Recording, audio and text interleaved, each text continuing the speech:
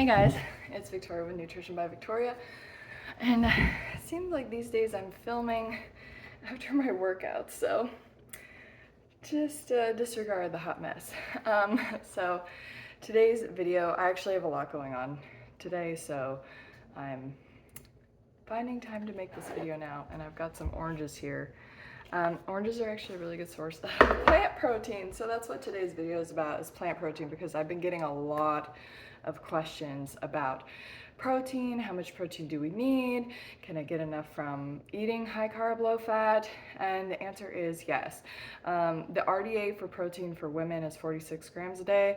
The RDA for protein for men is 56 grams a day. If you look up on any Google, search engine, how much protein does a woman need in a day? This is what you're going to get. Anybody who says that you need more, it's not science-based information.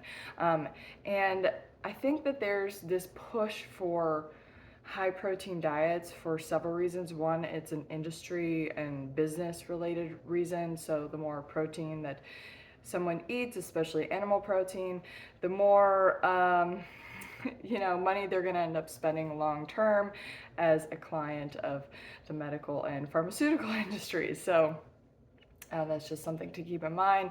Excess protein consumption, especially animal derived, is associated with all chronic disease, mortality rates and things like that. Cancer, heart disease, diabetes, the main killers. It's excess protein, animal protein. But what about plant protein? Shouldn't I be focusing on getting a lot of plant protein? No, you don't have to focus on protein. Protein is a non-issue as long as you're eating sufficient amount of calories every day. For a woman, a sedentary woman, that's gonna look like over 2,000 calories a day. Closer to 2,500 calories a day for a man, 2,500 calorie minimum. And you want to be aiming more for like 3,000 calories a day if you want to be productive. And then you're going to meet your protein needs within those calorie ranges just by default. Protein deficiency is only an issue if you're calorie restricting. And that goes for any diet. If you're calorie restricting, you're not going to get enough protein, you're not going to get enough nutrients. The only cases of protein deficiency worldwide is seen in countries where people don't have access to enough food, and then they end up with protein deficiency. So protein is a non-issue, but why is so much emphasis on protein? It's because people don't eat enough food. There's this calories in, calories out, so don't eat too much, but focus on your protein so you get enough protein in. But the thing about that is that if you are calorie restricting or following calories in, calories out, so you're always like, I don't want to eat too much, or following high carb Hannah and Kiki, Plantiful Kiki's 1,500 calorie a day meal plan, you're going to see an emphasis on protein to make you feel full, to make you feel satisfied. It is a weight loss ploy that's meant to cause metabolic damage in the long run, to keep you a customer, because you're always having to come back because of XYZ problems, right? Low thyroid function, now you've gained a lot of fat around your midsection due to high cortisol. The list goes on and on. Your hair's falling out, nails have gone to crap. Oh, but now I need to take all these supplements. No, it's because you haven't been eating enough calories. Again, those minimums, 2,000 plus a day for women, 2,500 plus a day for men, and those are bare minimums. I eat probably upwards of 4,000 calories a day, and I'm slim as, with great health. So, and I'll talk about myself for a second too. I eat a high carb, low fat diet. I do not eat any concentrated sources of protein coming from animals. I haven't touched animal products in probably 15 years. And I don't eat concentrated sources of protein from plants. The most concentrated plant protein I get comes in my little bit of mixed vegetables and the peas and the lima beans that are in them that I like to add to my spring rolls for dinner at night. But the bulk of my protein needs are met through fruit and rice. And I just have to eat enough of it, and I meet my protein needs. And As a lactating female, I require more protein during this stage of my life than I will ever need during the rest of my life, and I'm easily able to meet my personal protein needs and those of my growing infant by just eating enough calories every day from high carb, low fat plant foods. The last thing that I want to say is there's a lot of people, a lot of plant-based health authorities promoting plant protein. So I want to get back to that whole calories in, calories out, and then eating, focusing on getting enough protein in, right?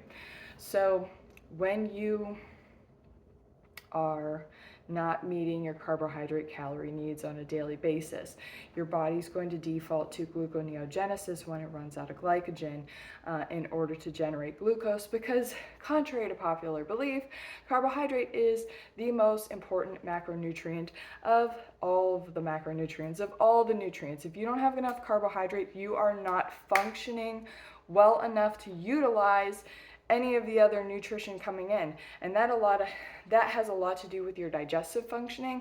So if you're not eating enough carbs, your GI tract isn't going to function at top notch where it can be absorbing the nutrients from your food. So you want to be able to get enough carbohydrates in. So let's say you don't get enough carbohydrates in, which is the majority of people, so their body defaults to gluconeogenesis, where they're actually creating glucose from protein. And then once that process, most people stay in gluconeogenesis. Most people are not starving, and they're not doing like a keto diet where they're keeping carbs low enough to start turning fat stores into glucose, okay? So in a normal metabolic situation where you are fed and you have enough carbohydrates, we are utilizing glucose and fatty acids for energy production. When you run out of carbohydrates, that energy production cascade slows down so that the body can conserve energy while it converts protein from your muscles into glucose. So we don't have a way to store excess protein in our body. We recycle about 70 to 100 grams of endogenous protein every day. So that's like proteins that get broken down, and then we reuse them, which is why our protein needs are so low, because we have a very efficient way of utilizing protein breakdown and rebuilding it in our system. So when you don't consume enough carbohydrate, it forces your body to tap into your protein stores, which is your muscle. So it causes muscle breakdown, which slows your metabolism even further. As you lose muscle, you're not having mitochondrial energy generation sites, as necessary in that muscle tissue anymore. So you're burning less calories, and you're just slowing down your metabolic rate, which is why a lot of people who do like calories in, calories out, eventually they plateau, and then when they gain weight again, they gain a lot of fat because they've slowed their metabolism down. I call it metabolic damage. It's also known as adaptive thermogenesis. Anyways, so when you don't eat enough carbohydrate calories on a daily basis, you are forcing your body to turn protein into glucose. Now, when you eat enough carbohydrates, it's muscle protective. You protect that protein that makes up your muscle, because you don't need to convert that protein into glucose, because you are always consuming enough energy that you don't need to tap into that process. It's really like a last-ditch effort to keep you alive, because our body's priority is to maintain blood glucose levels. So in the instance where we don't have enough, we're going to create it from somewhere else to keep you alive. So keep that in mind. So when you are calorie restricting and eating all this excess protein, it doesn't matter. You're still turning it into carbohydrate. So that's just something to keep in mind. It's really like people ask me, well, how come these health authorities are talking about this and you're talking about something different? Like, who's right? Whose science is right?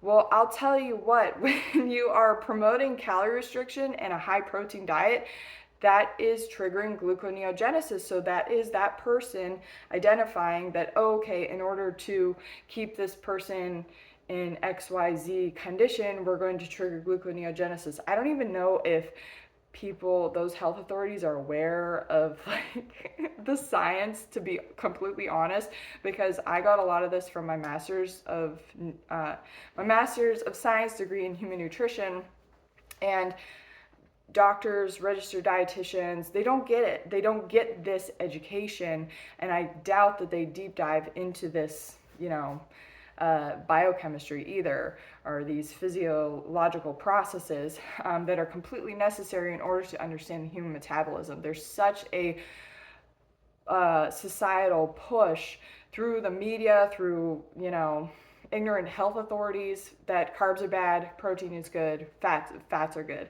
Well, that style of diet actually creates health problems long term.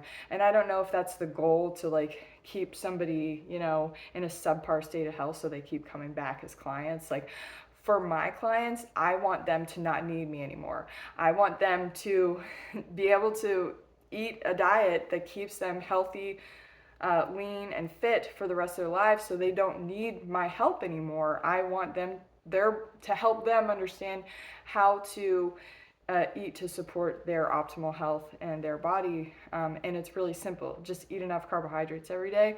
If you look at third world countries, they're all eating lots of rice, lots of corn, lots of potatoes.